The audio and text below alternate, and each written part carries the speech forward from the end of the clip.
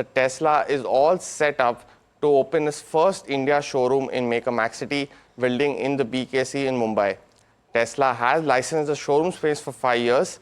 This comes at a very interesting juncture, as according to a Reuters report, the US is eyeing zero tariffs on cars in India in a trade deal as Tesla entry looms, according to sources. Asian market opportunities have also opened positively in trade today.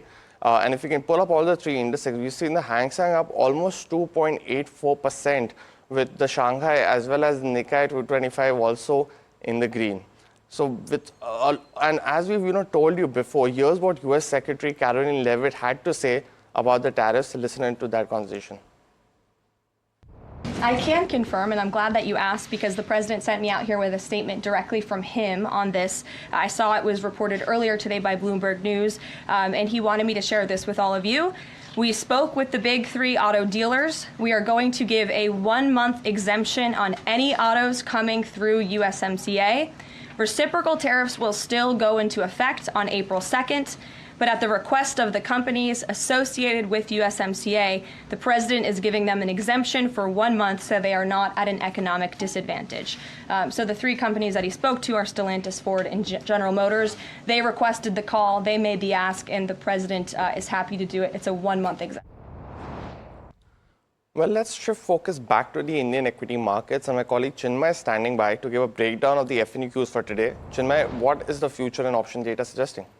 Well, as far as the implied open goes, we're hinted towards a start in the green, and that comes after the index gained yesterday, snapping a 29-year-long losing streak. Earlier, the index had fallen for the 10 sessions in a row, which was the first time since 1996. And yesterday, it finally recorded some gains. The futures ended in the green by about 1.1%, with some decline in open interest, indicating short covering happening in the markets. And today is, of course, the expiry for the weekly options for the Nifty. And when we look at the levels, we see that the levels have also gone up, factoring in the upward movement in the markets yesterday. And for the levels, we see that the 22,500 mark is where the resistance is now building as far as the call option open interest is concentrated. And on the downside, it's at the 22,200 mark on the put side, where a support is built for the markets right now, with some support around the 22,300 mark.